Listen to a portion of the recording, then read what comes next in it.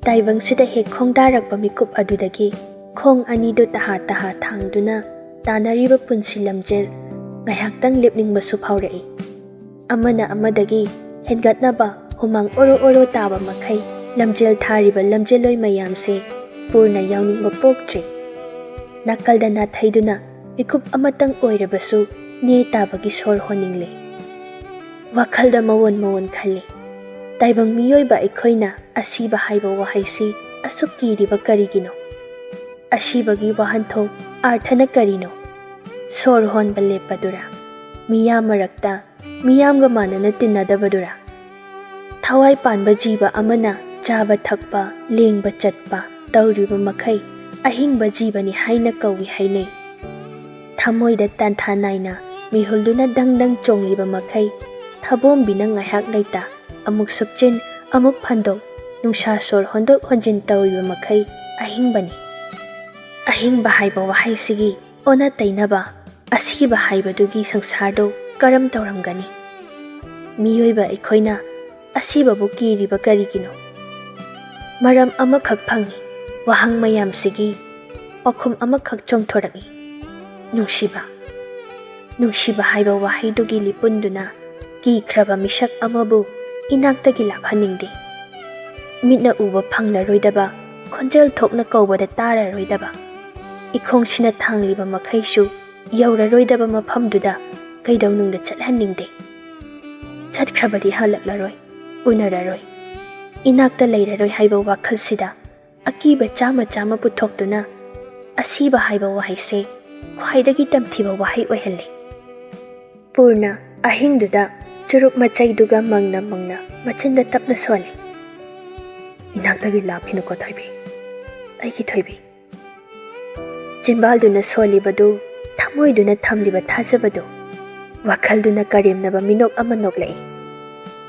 Karibu oidana nangna asibabu thingadawriba. Purnagi thamoiduna khumlai. Thajaba. Aina thajai. Madudi aina hotnariba pumba mahi yangani. Aphabata oigani. Asiba haiba wahida lapangani. Laibakta tamlakpa ama hekta nangi thajabaduna thaiba ngamgadra. Karigino asiba haiba wahaise itattatana palide. Matung manaw adugumba wahai amata sizinagano. Ay adugi maramda khankiba amata laite. Purna masa mathanta maraibakta makhut namaduna pulak paisillaga mamit anidu chen uisille. Aduga machinda sole. Wakhalsi yam phatte. Wakhalsina akiba mi paiba khalloidaba khaningdaba machak yamna puthore. Aigi wakhal nangbu khitadi aphaba oyuba. Ai wari nangna ingonda asuk yamna otliba kaigino. Purna churup machaidu muthatlamlaga makhoigi kada changlai. Thoibidi isisina tumli. Phaklangda thetliba garigi kata dusu ahingi pung ama makhaida lengdana thinduna lairi. Thoibigi taiphet taraba kuchudo ubada Purna ngasai doctor na hairakhiba mayamdu ningsinglai.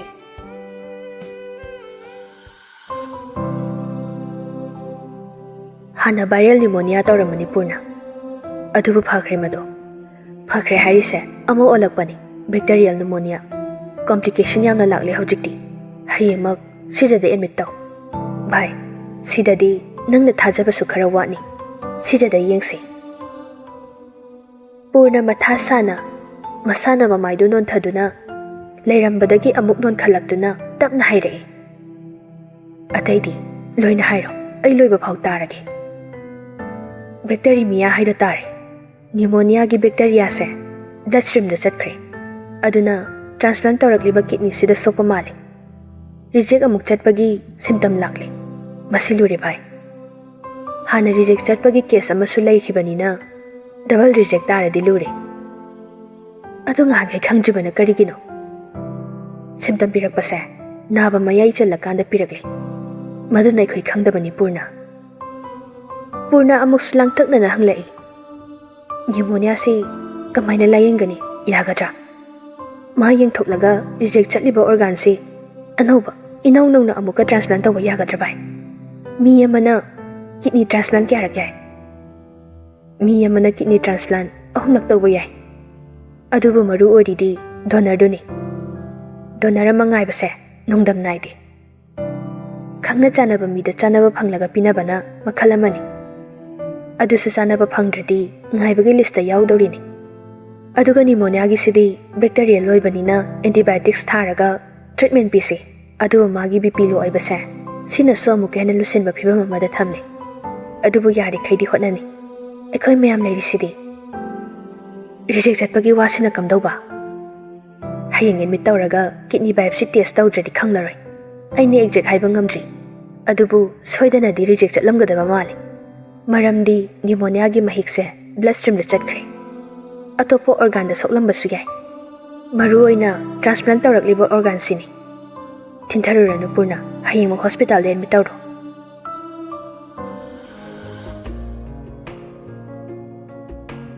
Purna sakhiba warido amuk ningsingluraga masa mathanta khutumda chejet tasinduna khang. Phamungduda sum leplambadagi magi phamunglomda onsilakpada thoibi lokhurai. Kitang khuba natte kangkhuni. Purna mukhut laisilakduna thoibi ising pura ura. Thoibi hiplambadagi hawgalaklaga mabuk paiduna wangang bangamda khuriba loktu lepasu naidre. Purna prap changsilakduna thoibigi mabukto paibi. Manam gandasu tapna nanthabi. Kangkhu khubaduna mapisu tare.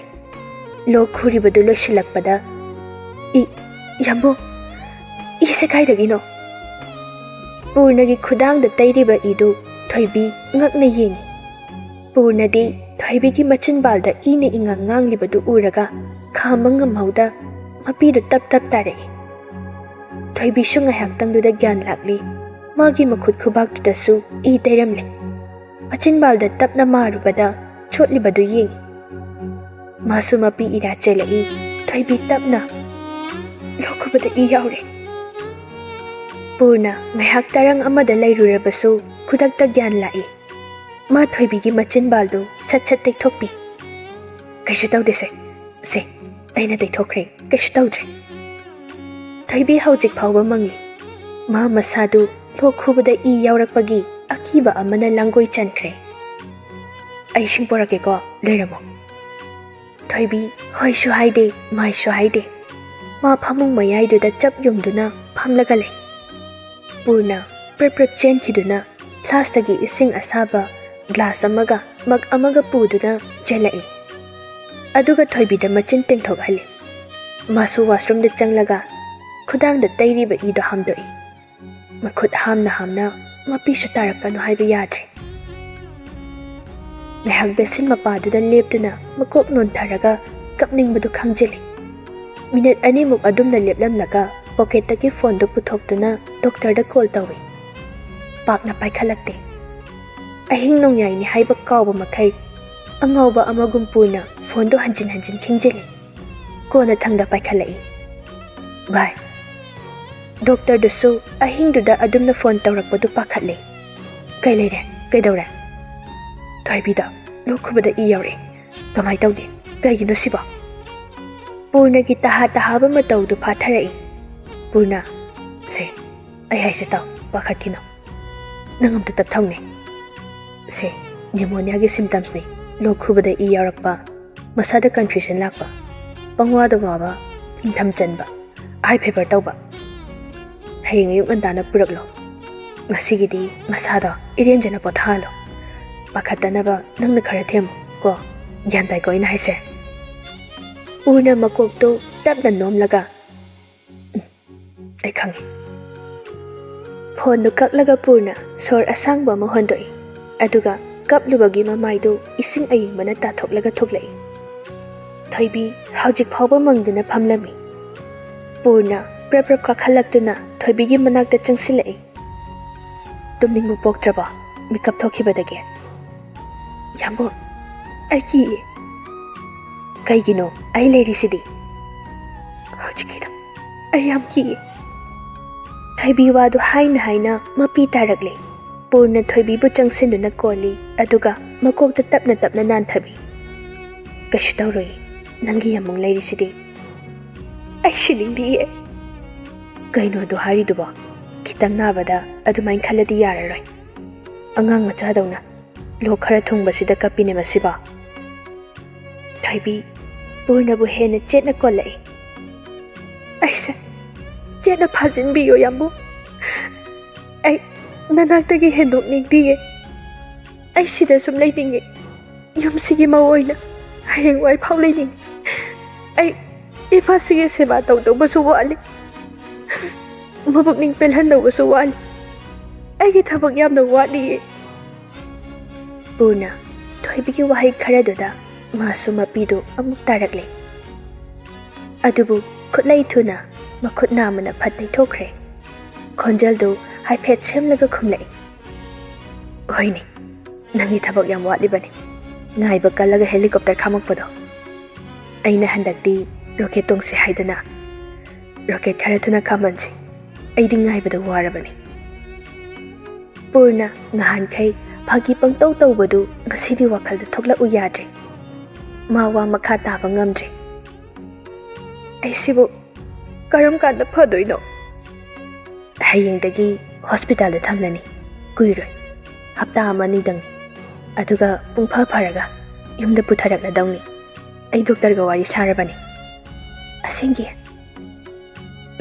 ꯑꯁꯦꯡꯒꯤ ꯊꯣꯏꯕꯤ ꯀꯞꯂꯝꯕꯗꯨ ꯇꯣꯛꯈ꯭ꯔꯦ ꯃꯥ ꯄꯨꯔꯅꯒꯤ ꯃꯐꯝꯗ ꯑꯄꯤꯛꯄ ꯑꯉꯥꯡ ꯃꯆꯥ ꯑꯣꯜꯂꯦ ꯉꯥꯏꯍꯥꯛ ꯊꯦꯝꯕꯗꯨꯗ ꯇꯅꯤꯛ ꯇꯅꯤꯛꯂꯝꯕ ꯄꯨꯛꯅꯤꯡꯗꯨ ꯈꯖꯤꯛꯇꯪ ꯑꯣꯏꯔꯕꯁꯨ ꯐꯥꯖꯤꯟꯕ ꯉꯝꯈ꯭ꯔꯦ ꯁꯦ ꯇꯞꯅ ꯍꯤꯞꯊꯧꯁꯦ ꯉꯥꯏꯍꯥꯛ ꯂꯩꯔꯗꯤ ꯅꯣꯡꯉꯥꯟꯈ꯭ꯔꯅꯤ ꯇꯨꯝꯊꯕ ꯌꯥꯅꯕ ꯇꯧ ꯊꯣꯏꯕꯤ ꯀꯣꯜꯂꯤꯕꯗꯨ ꯊꯥꯗꯣꯛꯂꯒ ꯑꯃꯨꯛ ꯇꯞꯅ ꯍꯤꯞꯊꯈ꯭ꯔꯦ ꯄꯨꯔꯅ ꯐꯩꯖꯨꯞꯇꯨ ꯆꯤꯡꯈꯠꯂꯒ ꯁꯨꯞꯆꯤꯟꯕꯤꯔꯛꯏ ꯌꯥꯝꯃꯣ ꯑꯩꯒꯤ ꯅꯥꯛꯇ ꯍꯤꯞꯄꯣ ꯍꯤꯞꯇꯣꯛꯀꯦ ꯄꯨꯔꯅ ꯅꯥꯀꯜꯗꯨꯗ ꯍꯤꯞꯊꯔꯒ ꯊꯣꯏꯕꯤꯔꯣꯝꯗꯣ ꯑꯣꯟꯁꯤꯜꯂꯛꯏ ꯃꯤꯠꯇꯣ ꯁꯨꯝ ꯄꯥꯡꯗꯅ ꯂꯩꯔꯅꯨ ꯎꯏꯁꯤꯜꯂꯣ ꯉꯥꯏꯍꯥꯛ ꯇꯨꯝꯊꯧ ꯊꯣꯏꯕꯤ ꯍꯥꯏꯕ ꯏꯟꯕꯤ ꯑꯉꯥꯡ ꯑꯃꯗꯧꯅ ꯇꯔꯥꯎ ꯇꯔꯥꯎ ꯄꯥꯡꯂꯝꯕ ꯃꯃꯤꯠ ꯑꯅꯤꯗꯣ ꯇꯞꯅ ꯎꯏꯁꯤꯟꯈ꯭ꯔꯦ ꯄꯨꯔꯅ ꯃꯈꯨꯠꯅ ꯂꯥꯝꯂꯛꯇꯨꯅ ꯊꯣꯏꯕꯤꯒꯤ ꯃꯀꯣꯛꯇ ꯇꯞꯅ ꯇꯞꯅ ꯅꯥꯟꯊꯕꯤ ꯊꯣꯏꯕꯤꯁꯨ ꯉꯥꯏꯍꯥꯛꯀꯤ ꯃꯇꯨꯡꯗ ꯏꯁꯤꯁꯤꯅ ꯇꯨꯝꯊꯈ꯭ꯔꯦ ꯑꯗꯨꯕꯨ ꯄꯨꯔꯅꯗꯤ ꯃꯃꯤꯠ ꯑꯅꯤꯗꯣ ꯀꯛꯂꯥ ꯑꯃꯐꯥꯎ ꯎꯏꯁꯤꯟꯕ ꯉꯝꯗ꯭ꯔꯦ ꯃꯊꯪꯒꯤ ꯅꯣꯡꯉꯥꯟꯕꯗ ꯄꯨꯔꯅ ꯍꯣꯕꯦ ꯍꯣꯕꯦ ꯀꯨꯝꯊꯔꯛꯇꯨꯅ ꯃꯃꯥꯍꯣꯏꯗ ꯄꯥꯎꯗꯨ ꯇꯝꯃꯤ ꯇꯝꯐꯥꯗꯤ ꯏꯄꯥ ꯄꯥꯈꯠꯈ꯭ꯔꯦ ꯃꯃꯧꯒꯤ ꯅꯥꯛꯇ ꯈꯨꯗꯛꯇ ꯆꯦꯟꯈꯠꯂꯛꯏ ꯏꯁꯣꯟ ꯁꯣꯟꯅ ꯂꯩꯔꯤꯕ ꯃꯃꯧꯕꯨ ꯎꯕꯗ ꯃꯥ ꯈꯨꯗꯛꯇꯨꯗ ꯍꯥꯏꯅꯤꯡꯉꯥꯏ ꯋꯥꯁꯨ ꯊꯣꯛꯂꯛꯇ꯭ꯔꯦ ꯄꯟꯊꯕ ꯇꯧꯗꯅ ꯐꯩꯖꯨꯞ ꯐꯤꯔꯣꯜ ꯄ꯭ꯔꯞ ꯄ꯭ꯔꯞ ꯌꯨꯝꯁꯤꯜꯂꯤ ꯁꯣꯝꯗ ꯄꯨꯔꯅ ꯁꯤꯖꯗ ꯃꯥꯒꯤ ꯀꯟꯇꯦꯛ ꯂꯩꯕ ꯃꯤꯁꯤꯡꯒ ꯄꯥꯎ ꯐꯥꯎꯅꯩ ꯃꯥꯒꯤ ꯃꯃꯥꯟꯅꯕ ꯗꯣꯛꯇꯔꯗꯨꯒꯁꯨ ꯐꯥꯎꯅꯔꯕ ꯃꯇꯨꯡ ꯊꯣꯏꯕꯤꯗꯣ ꯁꯤꯖꯗ ꯄꯨꯈꯠꯂꯛꯂꯤ ꯗꯣꯛꯇꯔꯗꯨꯗꯤ ꯁꯦꯅꯤꯌꯔ ꯑꯣꯏꯕ ꯁ꯭ꯄꯦꯁꯤꯂꯤꯁ ꯑꯃꯗ ꯍꯣꯡꯂꯤ ꯍꯣꯁꯄꯤꯇꯥꯜ ꯍꯦꯛ ꯌꯧꯕꯒ ꯗꯣꯛꯇꯔꯗꯨꯅ ꯍꯥꯟꯅ ꯇꯦꯁ ꯇꯧꯈꯤꯕ ꯔꯤꯖꯜꯠꯁꯤꯡꯗꯨ ꯌꯦꯡꯂꯒ ꯂꯩꯔꯝꯃꯤ ꯑꯜꯇ꯭ꯔꯥꯁꯥꯎꯟ ꯌꯨꯔꯤꯟ ꯇꯦꯁ ꯃꯌꯥꯝꯁꯨ ꯅꯦꯒꯦꯇꯤꯚ ꯂꯩꯔꯕꯅꯤꯅ ꯕꯥꯏꯑꯣꯞꯁꯤ ꯑꯝꯇꯪ ꯇꯧꯊꯣꯛꯁꯤ ꯐꯅꯤ ꯗꯣꯛꯇꯔ ꯑꯅꯥꯕ ꯃꯁꯥꯁꯤ ꯉꯥꯏꯍꯥꯛ ꯕꯦꯗꯇ ꯄꯣꯊꯥꯍꯟꯈꯤꯁꯤ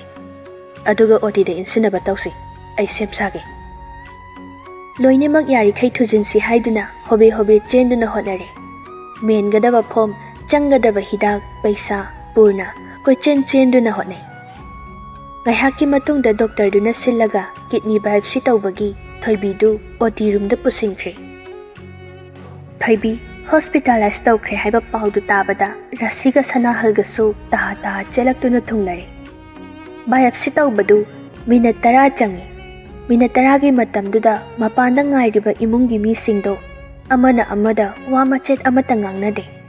Tumin mana thokpa wakhal amada mangduna laini.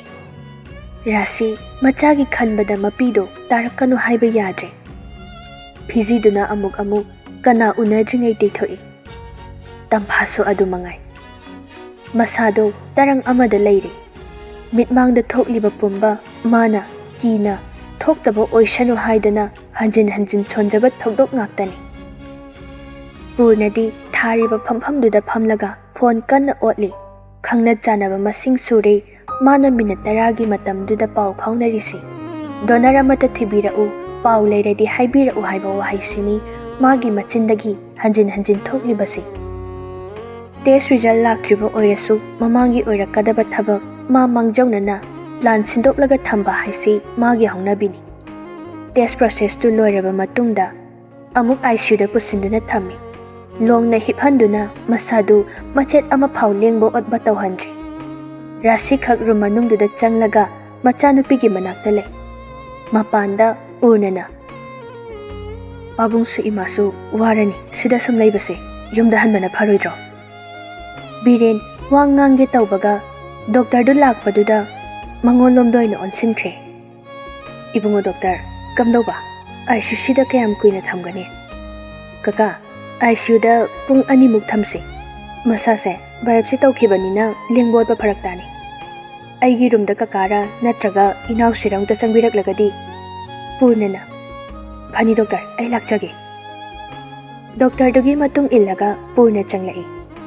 Thariba chair du animak magi phampham da chingthoknaduna phamnei. Purna. Hawjik tawkhriba test gi result ti week ama leraga lakani ko. Aikhoi Manipur sida madu onaba khotlai leite. Mapalam da thadoini. Hoi doctor. Aduga ai hana so aigi marup tu da hangjare. Kaigumba amuk hana reject chatlamdana sukyamak yaroidaba oiradi ai ngamnaba donor ama thirakena. Amuka transplant tawsi haidana. Mana su yani haire. Mangjawnana ai su donor ama oiba yabra haida test tawninge. Yani. Nangi test tawsi. Mangjawnana sindoklaga thambasi su phai. Infection su thokle haibasi ai test result yoraktringai sidasu adum chingnare. Maramdi nariba pneumonia se bloodstream da chatkre. Yam sathina reject chalamnadi amuk hana transplant tawbagi darkar leiraktoini. Fail pura oirakladi dialysis tawba mathau tarakani. Mamangda sathina thokiba rejection do aduna asukluba phibam asida tarakpani. Mamangi infection thokiba reject chatkiba do adu yaramdragadi magi transplant se kaisuk khudong thiba oidaba successful oiba haido oiramni. Adubu wakhal sonthaganu aikhoi mayamna ngamdiba makhai hotnagani. Doctor gi wa taraba matung purna haugatuna amuk tholakle. Mapanda haujik phauba sanahal hoi leiramni Rasi su tholaktuna leiramni. Purna tholakpaduda Rasi ngaingamdana hanglai. Kai hare ibungo. Amu reject chatpa mali haiba. Resulti hapta amagi matungda phangani. Mamangdasu siguma test tawkhrabanina ima su bab oiramgani. Makhoigi test mayamsi. Mani. Hapta ama changbani. Makhoigi result du lakpa. Ado laihawa sukana haurisibu kainomi. Mamangde sumna tawgide. Handakti pneumonia haibado adu yawbagini ma. Kaisu thodokpa tawroida phanaba layengdoini. Rasi sor asangba mu hondoklaga wahang hangbadu lepkhre. Ngasai makai tumin leiramba tamphadu wangang lai. Rasi noisu ngasai dagi wabu waramlani yumda halo. Inhambema aidi sida dumisagi nakta leirageda. Sanahal sumasa kanba nate ada angang ngakta duga nungai gadrane. Birena hoine sida leibagidi ai khoisu leiri. Sanahal na amuk leija haurasanu dei bai bungo. Haying amuk lakhan bahay duni. Ngasigidi masagi nakta leizarasanu. Oh, pare. Imaw sumama yauzaradi matwai khara nungai janaba. Leiro. Purna sanahal doon silaga. Baba, ay tilora. Tilanuda nang sunataw yam na chilibani. ꯑꯩ ꯑꯃꯨꯛ ꯊꯤꯟꯗꯅ ꯂꯩꯕ ꯍꯧꯅꯗꯦ. ꯃꯇꯝꯁꯨ ꯑꯁꯨꯛ ꯉꯜꯂꯤꯁꯤꯕꯨ ꯂꯥꯏꯟꯗ ꯍꯟꯈ꯭ꯔꯒꯦ. ꯕꯤꯔꯦꯟꯅ ꯑꯩꯈꯣꯏꯒ ꯄꯨꯟꯅ ꯆꯠꯈ꯭ꯔꯁꯤ ꯁꯅꯥꯍꯜ. ꯇꯝꯐꯥꯅ ꯑꯃꯨꯛ ꯏꯕꯨꯡꯉꯣ ꯄꯨꯔꯅ ꯑꯍꯥꯎ ꯏꯃꯥ ꯀꯩ ꯍꯥꯏꯒꯦ? ꯅꯨꯡꯗꯥꯡꯒꯤ ꯆꯥꯛ ꯏꯁꯤꯡꯗꯣ ꯏꯃꯥꯅ ꯍꯣꯠꯅꯔꯛꯂꯒꯦ. ꯔꯥꯁꯤꯁꯨ ꯂꯩꯍꯧꯔꯕꯅꯤꯅ ꯏꯃꯥ ꯅꯪ ꯄꯥꯕꯨꯡꯒ ꯍꯟꯈ꯭ꯔꯒꯦꯀꯣ. ꯍꯣꯏ ꯑꯗꯨꯅ ꯐꯔꯦ. ꯕꯤꯔꯦꯟ, ꯁꯅꯥꯍꯜ, ꯇꯝꯐꯥ ꯋꯥ ꯈꯔ ꯑꯗꯨꯛ ꯍꯥꯏꯔꯝꯂꯒ ꯃꯈꯣꯏ ꯄꯨꯟꯅ ꯍꯟꯃꯤꯟꯅꯈ꯭ꯔꯦ. ꯑꯥꯏꯁꯤꯌꯨꯗ ꯄꯨꯡ 2 ꯊꯝꯕꯗꯨ ꯀꯥ ꯃꯅꯨꯡꯗꯨꯗ ꯔꯥꯁꯤ ꯃꯆꯥꯒꯤ ꯃꯅꯥꯛꯇ ꯂꯩ. ꯑꯗꯨꯒ ꯄꯨꯔꯅꯗꯤ ꯃꯄꯥꯟꯗ ꯑꯗꯨꯃꯛ ꯐꯝꯂꯤ. ꯐꯣꯟꯗꯨ ꯃꯈꯨꯠꯅ ꯎꯔꯨ ꯁꯥꯟꯅꯗꯨꯅ ꯀꯅꯥꯗ ꯄꯥꯎ ꯂꯧꯁꯤꯒꯦ, ꯀꯅꯥꯗ ꯋꯥꯔꯤ ꯁꯥꯁꯤꯒꯦ ꯈꯟꯗꯨꯅ ꯂꯩ. ꯐꯝꯂꯝꯕꯗꯒꯤ ꯐꯨꯛ ꯍꯧꯒꯠꯂꯒ ꯑꯃꯨꯛ ꯍꯪꯒꯠ ꯍꯟꯗꯥ ꯆꯠꯂꯤ. ꯉꯥꯏꯍꯥꯛꯁꯨ ꯆꯞ ꯂꯦꯞꯇꯨꯅ ꯋꯥꯈꯜ ꯑꯃꯗ ꯃꯪꯉꯤ. ꯇꯥꯟꯖꯥꯗꯨꯗ ꯁꯨꯅꯤꯜꯒꯤ ꯀꯣꯜ ꯂꯥꯛꯏ. ꯏꯇꯥꯎ, ꯀꯝꯗꯧꯔꯒꯦ? ꯐꯤꯕꯝ ꯂꯨꯁꯤꯟꯕ꯭ꯔꯣ? ꯈꯔ ꯂꯨꯁꯤꯜꯂꯤ. ꯁꯣꯝꯗꯁꯨ ꯅꯪꯒꯤ ꯊꯕꯛ ꯄꯦꯟꯗꯤꯡ ꯈꯔ ꯂꯩꯔꯦ. ꯃꯦꯅꯦꯖꯔꯅ ꯑꯦꯛꯖꯥꯝꯁꯨ ꯍꯞꯇꯥ ꯑꯃꯒ ꯂꯩꯔꯗꯤ ꯍꯥꯏꯗꯣꯔꯛꯂꯅꯤ. ꯑꯗꯨꯅ ꯇ꯭ꯔꯥꯟꯁꯐꯔ ꯆꯠꯄꯗꯨ ꯊꯕꯛ ꯂꯣꯏꯁꯤꯜꯂꯝꯗ꯭ꯔꯗꯤ ꯐꯔꯛ ꯇꯥꯅꯤꯅꯦ ꯀꯥꯏꯅ ꯈꯔ ꯁꯣꯜꯂꯝꯕꯅꯤ. ꯅꯪꯒꯤ ꯑꯅꯥꯕ ꯌꯥꯎꯕꯗꯨꯒꯤꯕꯨꯗꯤ ꯃꯥ ꯋꯥꯁꯦ ꯍꯦꯛꯇ ꯅꯪꯉꯣꯟꯗ ꯍꯥꯏꯕ ꯅꯨꯡꯉꯥꯏꯇ꯭ꯔꯕ. ꯍꯥꯏꯕꯨꯗꯤ ꯍꯥꯏꯔꯛꯑꯅꯤ ꯁꯣꯏꯗꯅ. ꯍꯣꯏ, ꯑꯩ ꯁꯣꯏꯗꯅ ꯊꯕꯛ ꯂꯣꯏꯁꯤꯟꯕ ꯂꯥꯛꯀꯅꯤ. ꯇ꯭ꯔꯥꯟꯁꯐꯔ ꯆꯠꯄꯗ ꯊꯣꯏꯕꯤꯁꯨ ꯄꯨꯂꯞ ꯄꯨꯔꯒ ꯂꯥꯏꯌꯦꯡꯕꯁꯨ ꯑꯥꯗ ꯌꯦꯡꯕꯅ ꯐꯒꯗ꯭ꯔꯥ ꯀꯥꯏꯅ ꯈꯜꯂꯛꯑꯦ ꯋꯥꯈꯜꯁꯦ. ꯍꯣ, ꯑꯗꯨꯅ ꯐꯔꯦ. ꯑꯩꯁꯨ ꯊꯕꯛ ꯂꯣꯏꯕꯒ ꯑꯗꯣꯝꯗ ꯍꯥꯏꯖꯤꯜꯂꯛꯀꯦ ꯉꯁꯤ. ꯅꯣꯏꯒꯤꯗꯣ ꯁꯤꯖꯗ ꯅꯠꯇ꯭ꯔꯣ? ꯍꯣꯏ ꯃꯥꯅꯦ. ꯐꯔꯦ ꯑꯗꯨꯗꯤ ꯊꯝꯃꯒꯦ. ꯅꯪ ꯑꯩꯅ ꯍꯥꯏꯕꯗꯣ ꯃꯑꯣꯡ ꯌꯦꯡꯉꯨꯀꯣ. ꯄꯨꯔꯅ ꯐꯣꯟꯗꯨ ꯊꯝꯈꯤꯕꯒ ꯄꯣꯀꯦꯠꯇ ꯑꯃꯨꯛ ꯍꯥꯞꯆꯤꯜꯂꯤ. ꯄꯨꯡ 2 ꯐꯥꯔꯕ ꯃꯇꯨꯡꯗ ꯊꯣꯏꯕꯤꯗꯨ ꯑꯥꯏꯁꯤꯌꯨꯗꯒꯤ ꯄꯨꯊꯣꯔꯛꯂꯒ ꯇꯣꯉꯥꯟꯕ ꯁ꯭ꯄꯤꯁꯦꯜ ꯔꯨꯝꯗꯨꯗ ꯄꯨꯁꯤꯜꯂꯛꯂꯤ. ꯍꯧꯖꯤꯛꯇꯗ ꯄꯨꯔꯅ ꯊꯣꯏꯕꯤꯒꯤ ꯃꯅꯥꯛꯇ ꯆꯪꯂꯛꯏ. ꯊꯣꯏꯕꯤ ꯁꯣꯂꯤ ꯀꯧꯔꯛꯏ. ꯌꯥꯝꯕꯣ. ꯍꯥꯎꯅꯦ. ꯉꯁꯥꯏꯈꯩ ꯀꯥꯏꯗ ꯂꯩꯔꯨꯏꯅꯣ? ꯑꯩꯗꯣ ꯃꯤ ꯑꯇꯩ ꯄꯥꯎ ꯐꯥꯎꯅꯔꯨꯕ, ꯑꯗꯒꯤ ꯗꯣꯛꯇꯔ ꯑꯃ ꯎꯅꯔꯨꯕ, ꯑꯇꯩꯗꯁꯨ ꯀꯣꯏꯆꯦꯟ ꯆꯦꯜꯂꯨꯕ. ꯍꯧꯖꯤꯛ ꯂꯥꯛꯂꯁꯤꯗꯤ. ꯑꯩꯗꯤ ꯌꯥꯝꯕꯨꯡꯁꯦ ꯋꯥꯗꯅ ꯌꯨꯝꯗ ꯍꯟꯈ꯭ꯔꯕꯩ ꯅꯤꯡꯉꯨꯔꯦ. ꯑꯉꯥꯎꯕꯤꯁꯤꯗꯤ. ꯔꯥꯁꯤꯗꯨ ꯄꯨꯔꯅꯅ ꯃꯆꯥꯗ ꯑꯉꯥꯎꯕꯤꯁꯤꯗꯤ ꯍꯥꯏꯕꯗꯨ ꯇꯥꯔꯒ ꯃꯊꯟꯇ ꯅꯣꯛꯂꯛꯏ. ꯄꯨꯔꯅꯁꯨ ꯍꯧꯖꯤꯛꯇꯗ ꯅꯣꯛꯐꯦꯠ ꯇꯧꯔꯛꯏ. ꯏꯕꯨꯡꯉꯣ, ꯉꯥꯏꯍꯥꯛ ꯄꯣꯊꯥꯔꯣ. ꯅꯪꯁꯨ ꯋꯥꯔꯝꯅꯤ. ꯅꯃꯤꯠꯀꯥꯗꯣ ꯌꯥꯗ꯭ꯔꯦ ꯌꯦꯡꯕ. ꯏꯆꯥꯁꯤ ꯁꯦꯟꯅꯕꯗ ꯇꯨꯝꯐꯝ ꯆꯥꯐꯝ ꯈꯪꯂꯝꯂꯔꯣꯏ ꯏꯌꯥꯁꯨ. ꯋꯥꯗꯦꯗ ꯏꯃꯥ. ꯊꯣꯏꯕꯤꯗ ꯑꯃꯨꯛ ꯑꯣꯟꯁꯤꯜꯂꯛꯏ. ꯅꯁꯥ ꯈꯤꯇꯪ ꯀꯩꯅꯣꯝ ꯇꯧꯔꯛꯄꯗ ꯍꯥꯏꯔꯣꯀꯣ ꯊꯣꯏꯕꯤ. ꯊꯣꯏꯕꯤ ꯃꯆꯤꯟꯅ ꯊꯣꯛꯅ ꯍꯥꯏꯔꯛꯇ꯭ꯔꯁꯨ ꯄꯨꯔꯅꯒꯤ ꯃꯁꯛꯇꯨ ꯎꯕꯗ ꯑꯗꯨꯝ ꯈꯪꯂꯦ. ꯃꯥꯒꯤ ꯌꯥꯝꯕꯨꯡꯁꯤ ꯋꯥꯔꯦ, ꯌꯥꯝꯅ ꯋꯥꯔꯦ. ꯋꯥꯕ ꯍꯥꯏꯕ ꯋꯥꯍꯩꯁꯤ ꯄꯨꯊꯣꯛꯇꯨꯅ ꯋꯥꯔꯤ ꯁꯥꯅꯤꯡꯕ ꯄꯣꯛꯇ꯭ꯔꯦ. ꯑꯗꯨꯅ ꯃꯤꯠꯅ ꯎꯔꯤꯕ ꯁꯛꯇꯝꯗꯣ ꯊꯃꯣꯏꯅꯨꯡꯗ ꯋꯥꯈꯜꯒꯤ ꯑꯍꯥꯡꯕ ꯀꯥꯆꯤꯟ ꯑꯃꯗ ꯂꯣꯠꯁꯤꯟꯗꯨꯅ ꯊꯝꯈ꯭ꯔꯦ. ꯉꯥꯏꯍꯥꯛ ꯀꯥꯗꯨꯗ ꯐꯝꯕꯗ ꯄꯨꯔꯅ ꯃꯀꯣꯛꯇꯨ ꯆꯤꯛꯄꯅ ꯃꯃꯤꯠ ꯑꯅꯤꯒꯗꯣ ꯉꯥꯛꯁꯪ ꯉꯥꯡꯂꯦ. ꯃꯁꯥꯁꯨ ꯁꯥꯒꯠꯂꯛꯄꯗꯧꯅ ꯇꯧꯕꯗꯨꯗ ꯒꯨꯂꯤ ꯑꯃ ꯂꯩꯔꯒ ꯆꯥꯁꯤꯟꯒꯦ ꯍꯥꯏꯗꯨꯅ ꯄ꯭ꯔꯞ ꯀꯥꯗꯨꯗꯒꯤ ꯊꯣꯛꯂꯛꯏ. ꯈꯣꯡꯀꯥꯞ 1-2 ꯍꯦꯟꯗꯣꯔꯛꯄꯗ ꯃꯈꯣꯏꯒꯤ ꯀꯟꯁꯜꯇꯦꯟ ꯗꯣꯛꯇꯔꯗꯨ ꯍꯦꯛ ꯊꯦꯡꯅꯔꯦ. ꯗꯣꯛꯇꯔ, ꯑꯦꯟꯇꯤꯕꯥꯌꯣꯇꯤꯛꯁ ꯑꯝꯇ ꯏꯕꯤꯔꯛꯀꯦꯔꯥ ꯑꯩꯒꯤ? ꯀꯩꯗꯧꯔꯦ ꯄꯨꯔꯅ? ꯑꯍꯤꯡ ꯇꯨꯝꯗꯕꯒꯤꯔ ꯏꯁꯥꯁꯦ ꯅꯨꯡꯉꯥꯏꯔꯛꯇꯕ, ꯁꯥꯒꯠꯄꯗꯧꯅꯁꯨ ꯇꯧꯏ. ꯗꯣꯛꯇꯔꯗꯨ ꯆꯪꯁꯤꯜꯂꯛꯇꯨꯅ ꯄꯨꯔꯅꯒꯤ ꯃꯔꯥꯏꯕꯛꯇ ꯃꯈꯨꯠ ꯊꯝꯂꯗꯨꯅ ꯌꯦꯡꯉꯤ. ꯐꯤꯚꯔꯅꯦ. ꯂꯥꯎ ꯑꯩꯒꯤ ꯀꯦꯕꯤꯟꯗ ꯑꯩ ꯌꯦꯡꯒꯦ. ꯑꯅꯤꯗꯨ ꯄꯨꯟꯅ ꯑꯃꯨꯛ ꯆꯪꯃꯤꯟꯅꯔꯛꯇꯨꯅ ꯄꯨꯔꯅꯕꯨ ꯌꯦꯡꯉꯤ, ꯃꯤꯍꯨꯜ ꯌꯦꯡꯉꯤ, ꯇꯦꯝꯄꯔꯦꯆꯔ ꯌꯦꯡꯉꯤ. ꯑꯩ ꯋꯥ ꯍꯥꯏꯒꯦ ꯇꯥꯎ ꯏꯕꯨꯡꯉꯣ. ꯅꯪꯒꯤꯁꯦ ꯊꯣꯏꯕꯤꯒꯤ ꯐꯤꯚꯔꯗꯨ ꯂꯧꯅꯔꯤꯅꯤ. ꯅ꯭ꯌꯨꯃꯣꯅꯤꯌꯥ ꯀꯦꯟ ꯕꯤ ꯀꯟꯇꯤꯖꯤꯌꯁ. ꯂꯧꯅꯒꯟꯕ ꯂꯩꯅꯥꯅꯤ. ꯅꯪꯒ ꯂꯣꯏꯅꯔꯒ ꯑꯗꯨꯝ ꯂꯩꯕꯗꯣ ꯑꯗꯨꯅꯅꯤ. ꯁ꯭ꯃꯣꯀꯤꯡꯁꯨ ꯍꯥꯟꯅ ꯈꯔ ꯇꯧꯔꯝꯒꯗꯕ ꯃꯥꯜꯂꯤ. ꯍꯣꯏ ꯗꯣꯛꯇꯔ, ꯑꯩ ꯆꯨꯔꯨꯞ ꯈꯔ ꯊꯛꯑꯦ. ꯑꯗꯨꯅꯤ ꯑꯩ ꯍꯤꯗꯥꯛ ꯏꯒꯦ. ꯅꯪꯒꯤꯁꯤꯕꯨꯗꯤ ꯅꯣꯡ ꯅꯤꯅꯤꯗ ꯐꯅꯤꯗ. ꯍꯤꯗꯥꯛꯁꯤ ꯆꯥꯔꯣ.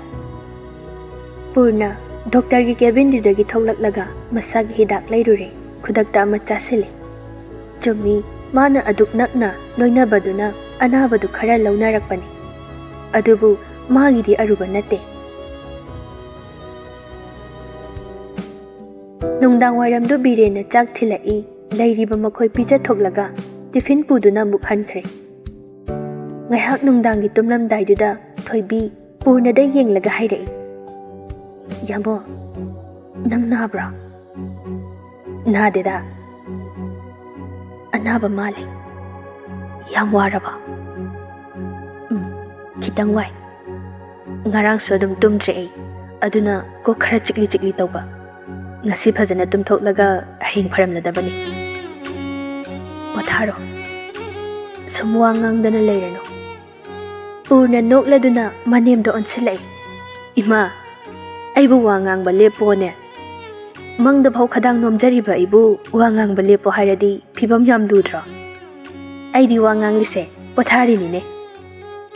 ꯔꯥꯁꯤ ꯃꯌꯥ ꯅꯨꯄꯥꯒꯤ ꯃꯇꯧꯗꯨꯗ ꯅꯣꯛꯐꯦꯠ ꯇꯧꯏ꯫ ꯊꯣꯏꯕꯤꯅ, "ꯍꯥꯎꯔꯛꯂꯗꯧꯅꯤ. ꯉꯥꯡꯉꯣ ꯑꯗꯨꯗꯤ." "ꯑꯇꯩ ꯂꯥꯏꯔꯤ. ꯑꯕꯦꯝꯗꯨꯕꯨ ꯆꯥꯛ ꯊꯣꯡꯕꯒ ꯍꯩꯔꯕꯣ ꯏꯃꯥ?" "ꯌꯨꯝꯗ ꯆꯥꯛ ꯏꯟꯁꯥꯡꯗꯤ ꯀꯅꯥꯅ ꯇꯧꯔꯝꯅꯤ?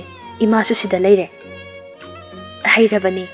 ꯇꯧꯕꯗꯕꯨ ꯏꯟꯁꯥꯡꯗꯣ ꯃꯍꯥꯎ ꯃꯑꯣꯡ ꯑꯃ ꯇꯧꯕꯒꯤ ꯋꯥ ꯈꯛꯇꯅꯤ. ꯆꯥꯛ ꯑꯣꯟꯅꯕ ꯏꯟꯁꯥꯡ ꯑꯣꯟꯅꯕ ꯊꯣꯡꯕꯗꯤ ꯍꯩꯔꯦ." ꯊꯣꯏꯕꯤ ꯃꯃꯥꯒꯤ ꯋꯥꯗꯨꯗ ꯅꯣꯛꯐꯦꯠ ꯇꯧꯔꯛꯏ꯫ ꯄꯨꯔꯅꯅ, "ꯕꯦꯁ ꯇꯥꯔꯕꯅꯤ. ꯑꯣꯟꯕꯨ ꯑꯣꯜꯂꯗꯤ ꯑꯣꯏꯔꯕꯅꯤ. ꯃꯅꯨꯡꯒꯤ ꯃꯍꯥꯎꯒꯤ ꯋꯥꯗꯨꯗꯤ ꯊꯥꯅꯕ ꯌꯥꯄꯣꯟꯇꯦ. ꯃꯥꯁꯨ 12 ꯂꯣꯏꯍꯜꯂꯒ ꯑꯩꯅ ꯃꯦꯗꯤꯀꯦꯜ ꯇꯝꯍꯟꯗꯣꯏꯅꯤ. ꯒꯣꯔꯃꯦꯟ ꯏꯟꯁꯇꯤꯇ꯭ꯌꯨꯠꯇ ꯁꯦꯂꯦꯛꯁꯟ ꯐꯪꯗ꯭ꯔꯁꯨ ꯍꯦꯛꯇ ꯄ꯭ꯔꯥꯏꯚꯦꯠꯇ ꯅꯝꯁꯤꯜꯂꯒ ꯂꯣꯏꯔꯦ. ꯗꯣꯛꯇꯔ ꯑꯣꯏꯗꯕꯒ ꯌꯥꯄꯣꯟꯇꯦ. ꯑꯩꯅ ꯅꯝꯗꯅ ꯑꯣꯏꯍꯟꯗꯣꯏꯅꯤ." ꯊꯣꯏꯕꯤ ꯅꯣꯛꯐꯦꯠ ꯇꯧꯅ, "ꯑꯩ ꯂꯥꯌꯦꯡꯅꯕꯔꯣ? ꯑꯩꯅ ꯅꯥꯒꯟꯕꯩꯔꯥꯕ? ꯅꯪꯕꯨꯗꯤ ꯀꯨꯏꯅ ꯅꯥꯕ ꯑꯩꯅ ꯐꯥꯏꯟ ꯇꯥꯅꯤ." "ꯅꯥꯕꯁꯤꯁꯨ ꯐꯥꯏꯟ ꯇꯥꯗꯧꯔꯕ?" "ꯅꯥꯕ ꯍꯦꯛ ꯐꯕꯒ MA ꯇꯝꯍꯟꯗꯧꯔꯕꯅꯤ. ꯑꯣꯖꯥ ꯑꯣꯏꯍꯟꯒꯦ. ꯂꯤꯆꯩ ꯑꯃ ꯄꯥꯏꯔꯒ ꯁꯥꯇ꯭ꯔ ꯁꯦꯟꯅꯅꯕ." ꯔꯥꯁꯤ ꯉꯥꯏꯍꯥꯛꯇꯪꯗꯨꯗ ꯃꯆꯤꯟꯗꯨ ꯐꯤꯖꯤꯗꯨꯅ ꯍꯥꯏꯔꯞ ꯈꯨꯝꯂꯒ ꯅꯣꯛꯏ, ꯑꯗꯨꯒ ꯍꯥꯏꯔꯛꯏ, "ꯃꯁꯤꯗꯤꯕ ꯍꯦꯛ ꯉꯥꯡꯊꯣꯔꯛꯄꯁꯦ ꯍꯦꯛꯇ ꯅꯣꯛꯍꯜꯂꯤꯅꯦ." ꯄꯨꯔꯅꯁꯨ ꯅꯣꯛꯐꯦꯠ ꯇꯧꯏ꯫ ꯊꯣꯏꯕꯤ ꯁꯨꯝ ꯅꯣꯛꯂꯝꯕꯗꯒꯤ ꯂꯣꯛ ꯀꯪꯈꯨ ꯇꯧꯔꯛꯏ꯫ ꯔꯥꯁꯤꯁꯨ ꯄꯨꯔꯅꯁꯨ ꯉꯥꯏꯍꯥꯛ ꯇꯧꯐꯝ ꯈꯪꯗ ꯀꯣꯏꯆꯦꯟ ꯆꯦꯜꯂꯤ꯫ ꯄꯨꯔꯅ ꯐ꯭ꯂꯥꯛꯁꯇꯒꯤ ꯏꯁꯤꯡ ꯑꯁꯥꯕ ꯍꯩꯗꯣꯛꯂꯒ ꯀꯞꯇ ꯎꯪꯗꯨꯅ ꯌꯥꯝ ꯁꯥꯕꯗꯨ ꯏꯪꯍꯟꯅꯕ ꯂꯥꯛꯅꯩ꯫ ꯁꯣꯝꯗ ꯔꯥꯁꯤꯅ ꯂꯣꯛ ꯈꯨꯔꯤꯕ ꯃꯆꯥꯒꯤ ꯃꯁꯥꯗꯨ ꯐꯥꯕꯤꯗꯨꯅ ꯃꯅꯨꯡꯒꯟꯗ ꯇꯞꯅ ꯅꯥꯟꯊꯕꯤ꯫ ꯉꯔꯥꯡꯒꯤ ꯑꯗꯨꯝꯅ ꯑꯃꯨꯛꯁꯨ ꯏ ꯌꯥꯎꯔꯤ꯫ ꯔꯥꯁꯤꯗꯤ ꯃꯁꯥꯗꯨ ꯏꯊꯛ ꯊꯛꯀꯠꯈ꯭ꯔꯦ꯫ ꯄꯨꯔꯅ ꯃꯅꯦꯝꯗ ꯂꯣꯛ ꯈꯨꯕꯗ ꯌꯥꯎꯔꯛꯂꯤꯕ ꯏꯗꯨ ꯄꯥꯏꯍꯟꯗꯦ, ꯃꯥꯅ ꯑꯣꯏꯅ ꯇꯩꯊꯣꯛꯄꯤꯕꯒꯤ ꯊꯕꯛꯇꯨ ꯇꯧꯏ꯫ ꯊꯣꯏꯕꯤ ꯀꯪꯈꯨ ꯈꯨꯔꯨꯕꯗꯨꯅ ꯃꯁꯥꯗꯨ ꯄꯣꯞ ꯇꯥꯔꯦ, ꯆꯣꯛꯊꯔꯦ꯫ ꯄꯨꯔꯅꯅ ꯇꯞꯅ ꯍꯤꯞꯍꯟꯗꯨꯅ ꯐꯩꯖꯨꯞꯇꯨ ꯆꯤꯡꯈꯠꯂꯒ ꯇꯨꯝꯍꯜꯂꯦ꯫ ꯋꯥꯔꯕꯅꯤꯅ ꯉꯥꯏꯍꯥꯛꯇꯪꯗꯨ ꯇꯨꯝꯊꯈ꯭ꯔꯦ꯫ ꯊꯣꯏꯕꯤꯒꯤ ꯁꯦꯕꯥꯗꯨ ꯂꯣꯏꯔꯛꯄꯗ ꯅꯥꯀꯜꯗ ꯔꯥꯁꯤ ꯂꯩꯔꯝꯗ꯭ꯔꯦ꯫ ꯄꯨꯔꯅ ꯍꯥꯏꯔꯞ ꯀꯥꯗꯨꯗꯒꯤ ꯊꯣꯛꯂꯛꯄꯗ ꯇꯣꯉꯥꯟꯅ ꯃꯆꯤ ꯑꯃꯗ ꯐꯝꯐꯝ ꯊꯥꯔꯤꯕꯁꯤꯡꯗꯨꯒꯤ ꯁꯤꯠ ꯑꯃꯗ ꯔꯥꯁꯤ ꯃꯪꯗꯨꯅ ꯐꯝꯂꯝꯃꯤ꯫ ꯄꯨꯔꯅ ꯆꯪꯁꯤꯟꯗꯨꯅ, "ꯏꯃꯥ, ꯀꯩꯗꯧꯔꯦ ꯁꯤꯗ ꯐꯝꯂꯤꯗꯦ?" ꯔꯥꯁꯤ ꯃꯄꯤ ꯏꯔꯥ ꯆꯦꯟ ꯈꯣꯟꯖꯦꯜꯗꯨ ꯅꯤꯛ ꯅꯤꯛ ꯂꯥꯎꯅ ꯈꯨꯝꯂꯛꯏ, "ꯏꯕꯨꯡꯉꯣ, ꯑꯩꯒꯤ ꯏꯆꯥꯒꯤ ꯐꯤꯕꯝꯁꯦ ꯌꯦꯡꯕ ꯉꯝꯗ꯭ꯔꯦ. ꯀꯥꯗꯨꯗ ꯂꯩꯕ ꯉꯝꯗ꯭ꯔꯦ." ꯄꯨꯔꯅ ꯃꯅꯦꯝꯒꯤ ꯈꯣꯡ ꯃꯌꯥꯗꯨꯗ ꯐꯝꯊꯔꯛꯏ꯫ "ꯏꯃꯥ, ꯋꯥꯒꯅꯨ. ꯑꯩꯅ ꯉꯝꯅꯕ ꯍꯣꯠꯅꯒꯅꯤ. ꯁꯣꯏꯗꯅ ꯐꯒꯅꯤ. ꯋꯥꯈꯜꯁꯤꯅ ꯍꯦꯟꯅ ꯑꯋꯥꯕ ꯑꯣꯏꯔꯦꯗ. ꯈꯔ ꯁꯥꯐꯒꯗ꯭ꯔꯥ ꯈꯜꯂꯨꯕꯅꯤ. ꯑꯁꯥ ꯇꯧꯕꯅꯤ. ꯑꯗꯨꯕꯨ ꯂꯥꯏꯕꯛꯁꯦ ꯑꯣꯟꯊꯣꯛꯅ ꯊꯤꯅꯁꯨ ꯇꯝꯈ꯭ꯔꯦ. ꯏꯁꯣꯔ ꯃꯥꯅ ꯀꯔꯤ ꯆꯥꯡꯌꯦꯡ ꯇꯧꯔꯤꯕꯅꯣ ꯍꯥꯏꯕ ꯈꯪꯗ꯭ꯔꯦ ꯏꯕꯨꯡꯉꯣ. ꯅꯪꯁꯨ ꯏꯆꯥꯅ ꯃꯔꯝ ꯑꯣꯏꯔꯒ ꯄꯨꯟꯁꯤ ꯇꯥꯡꯀꯛ ꯈꯔꯁꯦ ꯅꯨꯡꯉꯥꯏꯕ ꯍꯥꯏꯕ ꯋꯥꯍꯩꯗꯣ ꯁꯠꯄꯤꯈ꯭ꯔꯦ." ꯄꯨꯔꯅ ꯃꯅꯦꯝꯒꯤ ꯋꯥꯗꯨꯗ ꯃꯄꯨꯛꯅꯤꯡ ꯅꯨꯡꯁꯤꯔꯛꯏ꯫ "ꯑꯗꯨꯃꯥꯏ ꯍꯥꯏꯒꯅꯨ ꯏꯃꯥ. ꯑꯩꯒꯤꯗꯤ ꯏꯍꯥꯟ ꯍꯥꯟꯅ ꯏꯃꯤꯠꯁꯤꯗ ꯎꯖꯕ ꯑꯩꯒꯤ ꯏꯆꯥ ꯑꯍꯟꯗꯤ ꯊꯣꯏꯕꯤꯁꯦ.